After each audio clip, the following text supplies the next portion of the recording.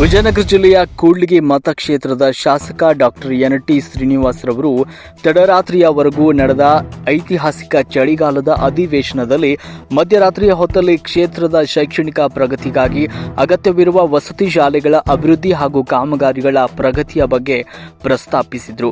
ಅವರು ಮಾತನಾಡುವ ಪ್ರಾರಂಭದಲ್ಲಿ ಅಂಬೇಡ್ಕರ್ ಅವರ ವಿದ್ಯಾರ್ಥಿ ಜೀವನ ಗಾಥೆಯನ್ನು ಪ್ರಸ್ತಾಪಿಸಿದರು. ಅಂಬೇಡ್ಕರ್ ಅವರ ಜೀವನ ಪ್ರತಿಯೊಬ್ಬ ವಿದ್ಯಾರ್ಥಿಗೆ ಆದರ್ಶವಾಗಬೇಕು. ಅವರು ಜ್ಞಾನಾರ್ಜನೆಗೆ ತೋರಿದ ಆಸಕ್ತಿ, ಸಂಪನ್ಮೂಲಗಳನ್ನು ಬಳಸಿಕೊಂಡ ಬಗೆ, ಸಮಾಜದ ಬೆಳವಣಿಗೆಗೆ ಶಿಕ್ಷಣವನ್ನು ಉಪಯೋಗಿಸಿಕೊಂಡ ರೀತಿಗಳು ಯುವ ಪೀಳಿಗೆಗೆ ದಾರಿದೀಪವಾಗಿದೆ ಅಂತ ಅಧಿವೇಶನದಲ್ಲಿ ಪ್ರತಿಪಾದಿಸಿದರು. ಇದು ಡಿಸೆಂಬರ್ 17ರಂದು ಬೆಳಗಿನ ಜಾವದಲ್ಲಿ ನಡೆದಂತಹ ಅಪರೂಪದ ದೃಶ್ಯವಾಗಿದೆ. ಸಂವಿಧಾನ ಶಿಲ್ಪಿ ಡಾಕ್ಟರ್ ಬಿ.ಆರ್.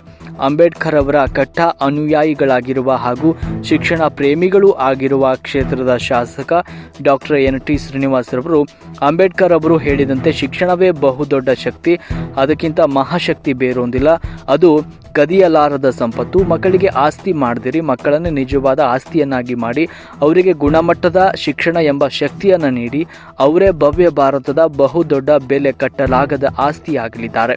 ಶಿಕ್ಷಣದಿಂದ ಮಾತ್ರ ಎಲ್ಲ ಸಮಸ್ಯೆಗಳಿಗೆ ಸುಲಭ ಪರಿಹಾರ, ಶಾಂತಿ, ಸಮಾನತೆಯ ಸಮಾಜ ನಿರ್ಮಾಣ ಸಾಧ್ಯ ಎನ್ನುವುದು ಸಂವಿಧಾನ ಶಿಲ್ಪಿ ಡಾಕ್ಟರ್ ಬಿ.ಆರ್. ಅಂಬೇಡ್ಕರ್ ಅವರ ಮಾತಾಗಿದೆ. ಕ್ರಾಂತಿಕಾರಿಗಳು ಅದನ್ನು ಜಾನಪದೀಯ ಹಾಡಿನ ಶೈಲಿನಲ್ಲಿ ಹಾಡಿನ ಮೂಲಕ ಜೀವವನ್ನು ತುಂಬಿದ್ದಾರೆ. ಅಂಬೇಡ್ಕರ್ ಅವರು ಹೇಳಿದ ಮಾತು ಮರೆಯಬೇಡಿ, ಮರೆತು ಮಲಗಬೇಡಿ ಎಂಬಂತೆ ಶಾಸಕರಾದ ಡಾಕ್ಟರ್ ಎನ್.ಟಿ. ಶ್ರೀನಿವಾಸ್ ರವರು ತಮ್ಮ ಕ್ಷೇತ್ರವನ್ನು ಶೈಕ್ಷಣಿಕ ಅಭಿವೃದ್ಧಿಗೊಳಿಸಲು ಕೊರೆಯುವ ಚಳಿಯಲ್ಲೂ ಕೂಡ ಮಧ್ಯರಾತ್ರಿ ನಿದ್ದೆ ಮಾಡದೆ ಕ್ಷೇತ್ರವನ್ನು ಶೈಕ್ಷಣಿಕ ಅಭಿವೃದ್ಧಿ ಮಾಡುವವರೆಗೂ ನಿದ್ರಿಸೋದಿಲ್ಲ ಎಂಬ ಶಪಥವನ್ನು ತೊಟ್ಟು ಮಧ್ಯರಾತ್ರಿಯಲ್ಲಿ ಅಧಿವೇಶನದಲ್ಲಿ ಭಾಗವಹಿಸಿ ತಮ್ಮ ಕ್ಷೇತ್ರದಲ್ಲಿನ ಶೈಕ್ಷಣಿಕ ಸಮಸ್ಯೆಗಳ ಕುರಿತು ಚರ್ಚಿಸಿ ಪರಿಹಾರ ಕಂಡುಕೊಳ್ಳುವ ಪ್ರಯತ್ನವನ್ನು ಮಾಡಿದ್ದಾರೆ. ಇದು ಇಡೀ ಕ್ಷೇತ್ರದಲ್ಲಿ ಸಂಚಲನವನ್ನು ಮೂಡಿಸಿದೆ. ಮಾತ್ರವಲ್ಲ, ಶಿಕ್ಷಣ ಪ್ರೇಮಿಗಳಲ್ಲೂ ಕೂಡ ಮತ್ತಷ್ಟು ಉತ್ತೇಜನವನ್ನು ಮೂಡಿಸಿದೆ. ಈ ಮೂಲಕ ಶಾಸಕರು ಯುವಕರಲ್ಲಿ, ಹೋರಾಟಗಾರರಲ್ಲಿ ಸ್ಫೂರ್ತಿದಾಯಕರಾಗಿದ್ದಾರೆ. ಅವರ ಕಾಳಜಿ, ಶಿಕ್ಷಣ ಪ್ರೇಮ, ಸೇವಾ ಮನೋಭಾವಕ್ಕೆ ಇಡೀ ಕ್ಷೇತ್ರದ ಜನತೆ ಡಾಕ್ಟರ್ ಎನ್.ಟಿ. ಶ್ರೀನಿವಾಸ್ ರವರಿಗೆ ಅನಂತ ಅಭಿನಂದನೆಗಳನ್ನು ಸಲ್ಲಿಸಿದ್ದಾರೆ. ವರದಿ ವಿಜಯ ಋಷಭೇಂದ್ರ, ಕೂಡ್ಲಿಗಿ.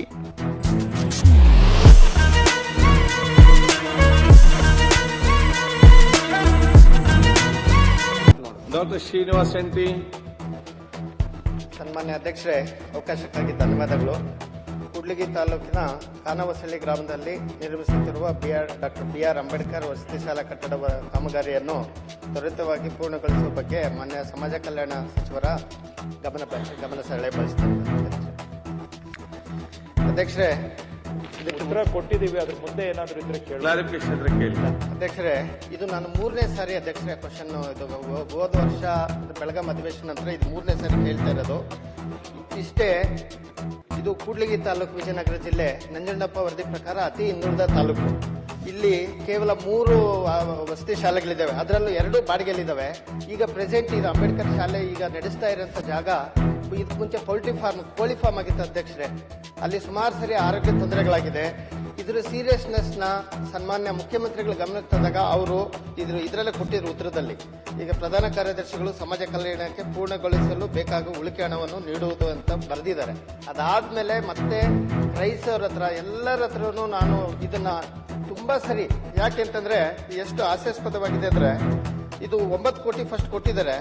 ಇದು 1 ಡಾರ್ಮಿಟ್ರಿ ಬ್ಲಾಕ್ ಮತ್ತೆ water supply, sanitary works, borewell ಮತ್ತೆ ಇವೆಲ್ಲ ಕೆಲಸ ಮಾಡಿಬಿಟ್ಟು ನಾವು ಶಿಫ್ಟ್ ಮಾಡ್ತೀವಿ ಈಗ ಮಾರ್ಚ್ ಒಳಗೆ ಅಂತ ಹೇಳ್ತಾ ಇದ್ದಾರೆ. ಇದು ಕೋ ಎಜುಕೇಶನ್ ಸ್ಕೂಲ್, ಮೊರಾರ್ಜಿ ಶಾಲೆ ಅಧ್ಯಕ್ಷರೇ. ಕೋ ಎಜುಕೇಶನ್ ಅಲ್ಲಿ 1 ಡಾರ್ಮಿಟ್ರಿ ಬ್ಲಾಕ್ ಅಲ್ಲಿ ಮಕ್ಕಳನ್ನ ಇರ್ಸಕ್ ಆಗ್ತದ? ಅದು ಮೇನ್ ರೋಡ್ ಹೈವೇಲ್ ಇದೆ. ಇದು ಎಲ್ಲ ಸುಮಾರು ಸಚಿವರ ಗಮನಕ್ಕೂ ಬಂದಿದೆ. ಮತ್ತೆ ಕೂಡ್ಲಿಗಿ ತಾಲೂಕು ಹೈಯೆಸ್ಟ್ ಬಾಲ್ಯ ವಿವಾಹಗಳ, ರಾಜ್ಯದಲ್ಲೇ ಅತಿ ಹೆಚ್ಚು ಬಾಲ್ಯ ವಿವಾಹ ಅಂತ ಒಂದು ಪ್ರದೇಶ, ಮತ್ತು ಹೈಯೆಸ್ಟ್ ಮೊರಾರ್ಜಿ ಶಾಲೆಗೆ ಹೈಯೆಸ್ಟ್ ಅಪ್ಲಿಕೇಶನ್ಸ್ ಬರಂತ ಒಂದು ಜಾಗ ಅದು. ಮತ್ತೆ ಬರೇ ಕಡುಬಡವರು ಮತ್ತು ಎಸ್.ಸಿ. ಇರೋಂಥ ಜಾಗ. ಇಲ್ಲಿ ಗುಳೆ ಹೋಗೋ ಜನ ಜಾಸ್ತಿ ಇರೋದ್ರಿಂದ ಅತಿ ಹೆಚ್ಚು ಬೇಡಿಕೆ ಇದೆ. ಮತ್ತೆ ಈಗ 2 ವರ್ಷದಿಂದ ಅರ್ಧ ಆಗಿ ನಿಂತಿದೆ. ಇದು ಉಳಿಕೆ ಹಣವನ್ನು ಕೊಡೋದಕ್ಕೆ ಎಲ್ಲಾ ರೀತಿ ಪ್ರಯತ್ನ ಮಾಡಿದ್ರು ಮತ್ತೆ ಇದೇ ರೀತಿ ಮತ್ತೆ ಅದೇ 3ನೇ ಸಾರಿನೂ ಅದೇ ಉತ್ತರ ಕೊಡ್ತಾ ಇದ್ದಾರೆ ಸನ್ಮಾನ್ಯ ಅಧ್ಯಕ್ಷರೇ. ಈಗ ನಿಮ್ಮ ಮುಖಾಂತರ ಈ ಮಧ್ಯರಾತ್ರಿ ರಿಕ್ವೆಸ್ಟ್ ಮಾಡ್ತೀನಿ, ನಮ್ಮ ತಾಲೂಕಿನ ಬಡವರ ಪರವಾಗಿ ಇದಕ್ಕೆ ಶೀಘ್ರವಾಗಿ ಉಳಿಕೆ ಹಣವನ್ನು ಕೊಡಿಸಿ ಸಂಪೂರ್ಣವಾಗಿ ಯಾಕೆ ಇದೇನು ಅಂಬೇಡ್ಕರ್ ಶಾಲೆ ಅಂತ ನೆಗ್ಲೆಕ್ಟ್ ಮಾಡ್ತಾ ಇದ್ರು ಇಲ್ಲ ಕೂಡ್ಲಿಗಿ ತಾಲೂಕು ಅಂತ ನೆಗ್ಲೆಕ್ಟ್ ಮಾಡ್ತಾ ಇದ್ರು ಅಂತ ನನಗೆ ಗೊತ್ತಾಗ್ತಾ ಇಲ್ಲ ಸನ್ಮಾನ್ಯ ಅಧ್ಯಕ್ಷರೇ. ದಯಮಾಡಿ ತಮ್ಮ ಮುಖಾಂತರ ಕಳಕಳಿ ಮನವಿ, ಇದು ಅತಿ ಶೀಘ್ರವಾಗಿ ವಾಕ್ಯವನ್ನು ಬಿಡುಗಡೆ ಮಾಡಿಸಿ ಅದು ಕಟ್ಟಡ ಪೂರ್ಣಗೊಳಿಸಿ ಆ ಮಕ್ಕಳಿಗೆ ಉತ್ತಮ ವಿದ್ಯಾಭ್ಯಾಸಕ್ಕೆ ಅನುಕೂಲ ಮಾಡ್ಕೋಬೇಕಂತ ತಮ್ಮ ಮುಖಾಂತರ ಕೇಳ್ಕೊಳ್ತೀನಿ ಅಧ್ಯಕ್ಷರೇ. ಧನ್ಯವಾದಗಳು ಅಧ್ಯಕ್ಷ. Thank you. ಮಾನ್ಯ ಅಧ್ಯಕ್ಷರೇ, ಈಗಾಗಲೇ 9 ಕೋಟಿ ರೂಪಾಯಿದು ಕೆಲಸ ಆಗಿದೆ. ಮುಂದುವರೆದ ಕಾಮಗಾರಿಗೆ ಇನ್ನು 13 ಕೋಟಿ ಅವಶ್ಯಕತೆ ಇದೆ. ಮಾನ್ಯ ಮುಖ್ಯಮಂತ್ರಿಗಳು ಈಗಾಗಲೇ KKRDB ಅವರಿಗೆ ಸೂಚನೆ ಕೊಟ್ಟಿದ್ದಾರೆ. ಈ 13 ಕೋಟಿಯನ್ನ KKRDB ಅಲ್ಲಿ ಒದಗಿಸಿಕೊಡಿ ಅಂತ. ವಿಷಯ ಏನೋ ಈ ಮಧ್ಯರಾತ್ರಿ ಅಧಿವೇಶನದಲ್ಲಿ ಅವ್ರಿಗೇನಾದ್ರೂ ಮುಕ್ತಿ ಸಿಗಬಹುದು ನಿಮ್ಮ ಮಧ್ಯರಾತ್ರಿಯ ವಿಶೇಷ ಅಂತ ಅನ್ಕೊಂಡಿದ್ದೇನೆ. ಇಲ್ಲಾಂದ್ರೂ ನಾ ಮಾತಾಡ್ತೀನಿ ಅಧ್ಯಕ್ಷರೇ. ಅದು ಮುಖ್ಯಮಂತ್ರಿಗಳ ಕಚೇರಿಗೆ ಮತ್ತೆ ಸೋಷಿಯಲ್ ವೆಲ್ಫೇರ್ ಮಿನಿಸ್ಟ್ರಿಗೆ ಇಬ್ಬರಿಗೂ ಮಾತಾಡಿ ಅನುದಾನ ಇದೆ ಅಧ್ಯಕ್ಷರೇ, ಇದಕ್ಕೆ ತೊಂದರೆ ಆಗಬಾರ್ದು.